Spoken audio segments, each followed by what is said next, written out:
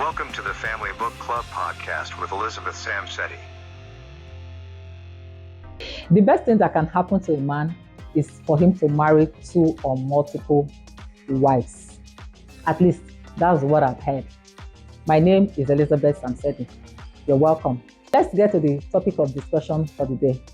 Yeah, a lot of men these days, even young, then in the past, some time past, it was when men were advanced in getting age because they would give excuses that they are getting old. Their wives equally are getting old along with them. They needed a young blood, or rather they need young blood to be able to cater for them in their old age. So they marry a second wife or a third wife. But these days you see very young men, very young couple, very young actually. There's one I saw recently, very young man and a young wife, and they were welcoming another young lady as a second wife, into the family. Well, like I said, men have reasons why they decide to marry two women, but I know that for a fact that it is said that you're only allowed or permitted to marry two wives if you love them equally. But men, is it possible to love two women equally? Is it possible to love two persons the same way? People are attracted to people. Men are attracted to ladies or women in different manner, in different forms, different ways. You could see there are men that like tall ladies. Others don't mind, very tall men. There's this thing about them with average height, when they are very tall, right? There's this match between very tall men and average height ladies. And some men love fair complexion ladies. Others like it dark skin. Others like it brown ebony. And some of them like when a lady that has very straight legs. Others like the ones that have white teeth or gap tooth. For the different reasons, various people are attracted to each other. Mostly the opposite sex are attracted to each other in different forms and in different ways. But the point I'm driving at here is it really possible for a man to love two or multiple women same way? Because it is not fair for you to bring in two women under the same roof and they begin to do Tom and Jerry, begin to torment themselves and even torment the man in the house, and then there will no peace. And the other men have also argued that they have two wives or three wives, they live under the same roof and they've had peace. Okay, fine. If for those that are of that school of thought that the best thing that happens to a man is marrying two or multiple wives, then it's okay, it's fine. Just ensure that you treat them nicely, equally. All right. I do not belong to that school of thought because my religion is one man, one wife. All right. And another interesting aspect of this is the fact that I also want to emphasize a little bit on the wives. All right.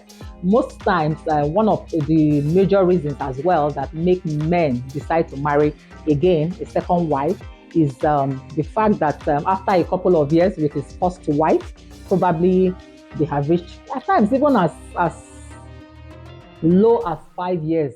You see that in this part of the world, Africans, once after marriage, the next thing our parents want to hear is a grandchild. They want to hear the cry of children. They want to hear the cry of babies. They want to carry their grandchildren. You wouldn't blame them, at least we're Africans. This is how we were brought up. This is how we know it to be.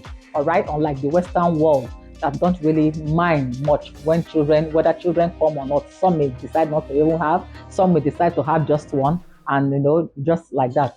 All right, so for that reason, maybe after a couple of 5, 10, 15 years and they have not had children, then the woman begins to have a pressure from the in-laws, and they begin to threaten her to if you don't have children, I can see my son is living with a man in the house. You are a man, you are not a woman.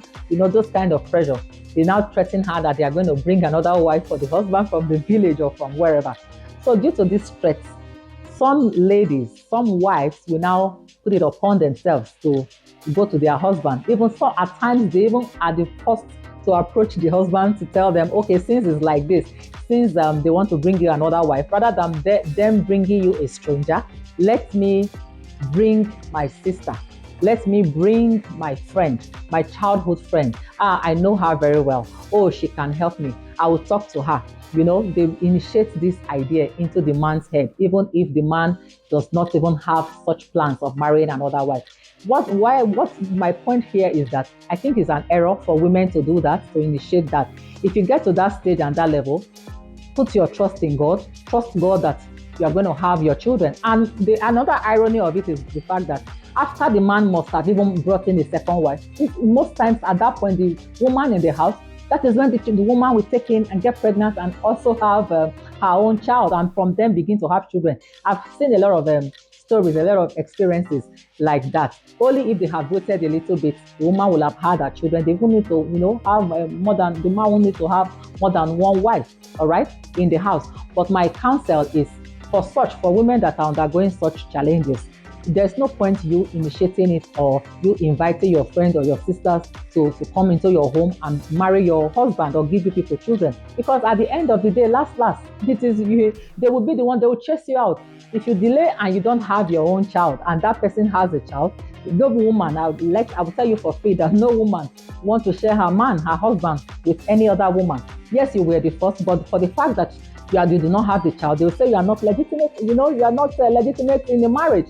So for the second one that will now come and have the child, they will, she will join forces and send you away from the house. That she's the one that has produced the house. So it's an error. It's a mistake. Don't go marrying for your husband. If you get to that stage and your husband decides to go ahead and get married, fine. If he doesn't, keep trusting, two of you together, trusting God, and in no time you will have your children. I hope we've been able to learn one lesson or two from this message. I'll see you in my next episode. My name is Elizabeth Samsedi. Welcome to the Family Book Club podcast with Elizabeth Samsedi.